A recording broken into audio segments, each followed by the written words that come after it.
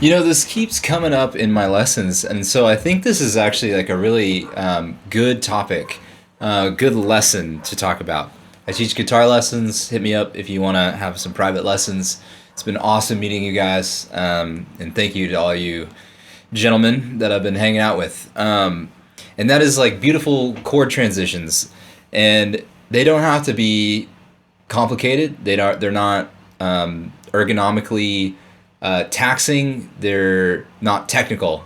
A lot of these are right at your fingertips. I think it's just a matter of muscle memory. And the more I talk to guitar players at all different levels, from beginner to intermediate to more advanced, it's becoming apparent that not everybody practices this or is aware that you have multiple chords all right next to each other in the form of triads all over the neck that sound amazing, right? Easiest one I can talk about is like the first major position, the 1 to the 4, right? Like A to D, sorry. And so what we're doing here is we're just keeping the A the same, and we're hammering on the G and the B string.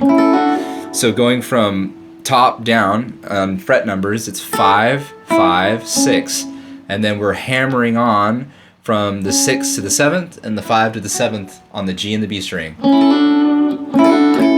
And you know, some people may say that that's obvious. Other people may be like, I had no idea that if you do it like that, it's just playing it by itself sounds really pretty, right? But you can make it more complicated by doing alternated picking and some different intervals here. So here's one that I love to do. It's kind of bluegrassy.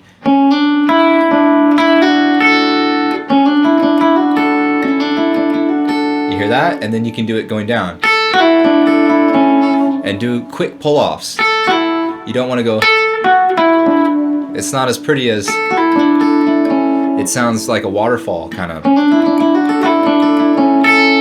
So, I mean, we have 2 chords, and we're alternating between them, and we're playing 5 notes up and 5 notes down, so you have, like, in rapid succession, like 10 notes happening.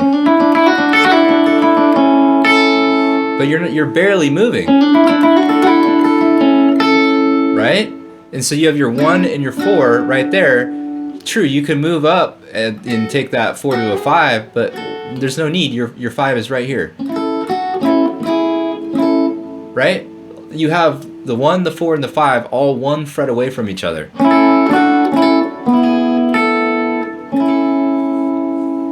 And so you can have...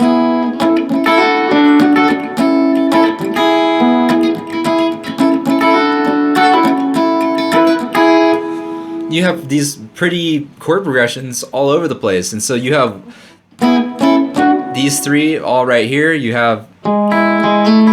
That's the exact same thing, you know, the E to an A. We have an E, A, D. We have a E, A, D. All like within 1 or 2 frets from each other.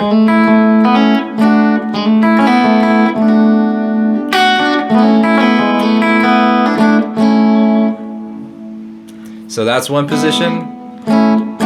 3 chords, another position. Same 3 chords, different inversions, right? And then here, it depends on what direction you go, but you can be like E, A, E. Same thing, you have 3 different shapes. You got the, you know, these are cage shapes, so I believe that we would call this like the A shape, the D shape, and the E shape. But you have those 3 different combinations in 3 different locations.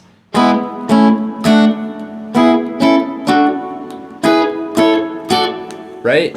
So it may be simple to others, may not be to others, and I think the thing that I want to really show you is that you have pretty ways to get between them all.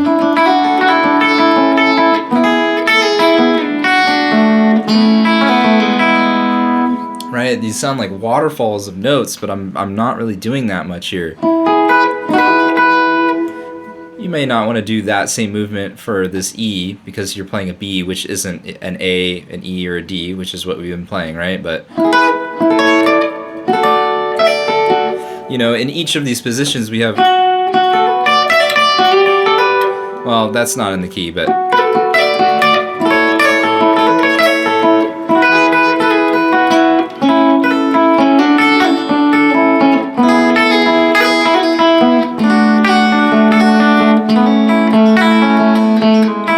I'm just trying to show you in each of these clusters, there's all these notes that you can kind of add in to create all different types of melodies with barely moving your fingers, right? And you can take that same logic and apply it to different sets of chords. And I just had a lesson where I was showing that you could do that same idea, but instead of a D, just do a B minor, and that's this lick that I've talked about in other videos. And whenever I play that, especially when I'm playing it in context of music, people are like, what are you doing? That's crazy. I'm literally going B minor, A, B minor, A. And you can add in other notes to embellish or, add little sprinkles of taste and feel, you know.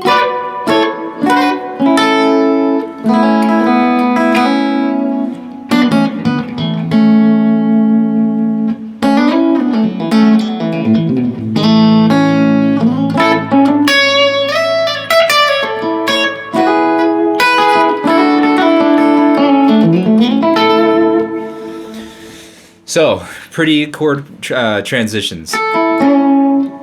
And, like I said, there's different ways to hammer on pull-off, but you can also do bends. Sorry, I'm getting some extra little ghost notes in there, but if you bend up on the G string in just the normal position, up a half step, instead of doing a hammer-on,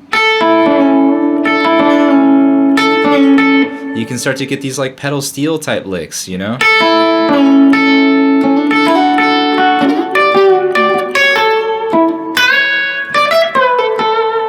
I'm just playing an A and I'm alternating between A, D, and E. That's all I'm doing. And I'm adding in some diatonic chords like a B minor from the A major scale. Right?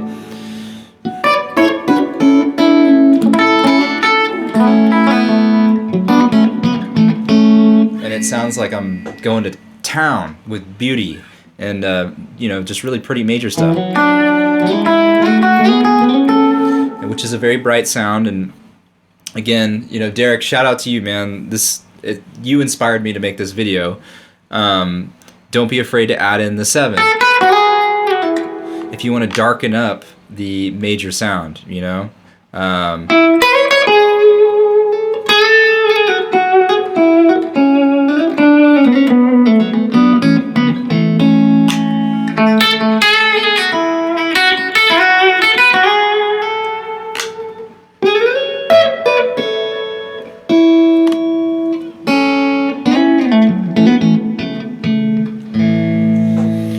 I think this is one of my shortest videos in a long time, but there are beautiful chord transitions all over the place, and you just need to practice some of these shapes, mainly these 3, the D shape, the E shape, and the A shape.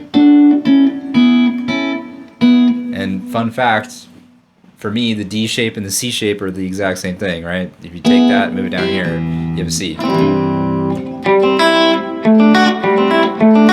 So, how many shapes really are there? I guess you have one more, the G shape, But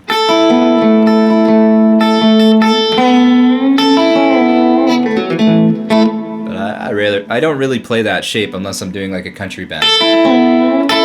Alright, under 10 minutes. Cool, thank you guys, love you. Hit me up for lessons. I love meeting you guys, and it's just super fun. Cool.